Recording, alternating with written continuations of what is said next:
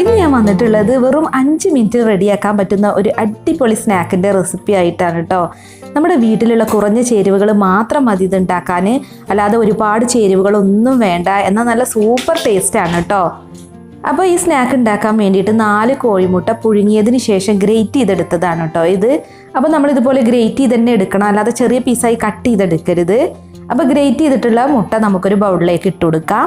അടുത്തതായിട്ട് ഇതിലേക്ക് ചേർക്കുന്നത് മീഡിയം വലുപ്പത്തിലുള്ള സവാള ഇതുപോലെ നേരിയതായിട്ട് സ്ലൈസ് ചെയ്തെടുത്തതാണ് കേട്ടോ.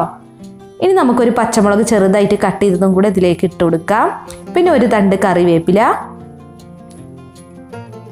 പിന്നെ 1 ടീസ്പൂൺ വെളുത്തുള്ളി ഇഞ്ചി ചതച്ചതാണ് ചേർക്കുന്നത്. ഇനിയിപ്പോൾ പേസ്റ്റ് ആണെങ്കിലും പ്രശ്നമൊന്നുമില്ല. പിന്നെ 1/4 ടീസ്പൂൺ ഗരം മസാല, 1 ടീസ്പൂൺ മുളക് പൊടി.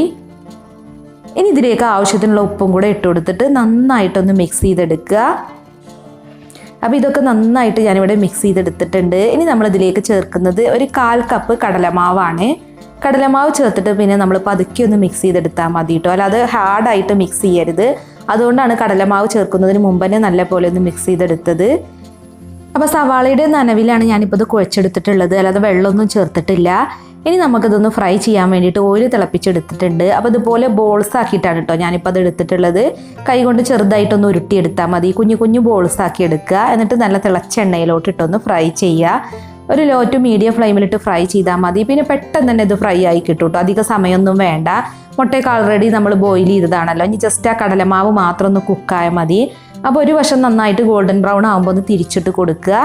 2 വശവും നല്ല പോലെ ഗോൾഡൻ ബ്രൗൺ നിറമായിട്ടുണ്ട്. ഇനി നമുക്കിത് എണ്ണയിൽ നിന്ന് കോരാട്ടോ. അപ്പോൾ ഇതുപോലുള്ള കുഞ്ഞു കുഞ്ഞു ബോൾസ് ആക്കിയിട്ട് ഫ്രൈ ചെയ്യുകയാണെന്നുണ്ടെങ്കിൽ കാണാൻ തന്നെ ഒരു ഭംഗിയാണ്, പിന്നെ നല്ല ടേസ്റ്റാണ് കേട്ടോ. ഞാനിത് പൊരിച്ച് പാത്രത്തിലാക്കേണ്ട താമസം കുട്ടികൾ വന്നത് കാലിയാക്കിയിരുന്നു. അപ്പോൾ അത്രയ്ക്കും ടേസ്റ്റി ആയിട്ടുള്ളൊരു സ്നാക്കാണ്. അപ്പോൾ നിങ്ങളൊന്ന് ട്രൈ ചെയ്ത് നോക്കേണ്ട ഒരു റെസിപ്പി തന്നെയാണ് കേട്ടോ അത്.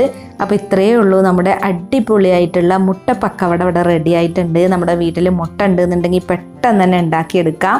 പിന്നെ നമുക്ക് വൈകുന്നേരത്ത് 4 മണിക്ക് ചായയുടെയൊക്കെ കൂടെ കഴിക്കാൻ നല്ല ടേസ്റ്റാണ്. അപ്പോൾ നിങ്ങൾക്ക് ഈ വീഡിയോ ഇഷ്ടമായി എന്നുണ്ടെങ്കിൽ ഒന്ന് ലൈക്ക് ചെയ്യുക, ഷെയർ ചെയ്യുക. അതുപോലെ നിങ്ങളുടെ വിലയേറിയ അഭിപ്രായങ്ങൾ കമൻറ്റ് ചെയ്യാനും മറക്കരുതേ. അപ്പോൾ മറ്റൊരു കിടിലൻ റെസിപ്പിയുമായി നമുക്ക് വീണ്ടും കാണാം. താങ്ക്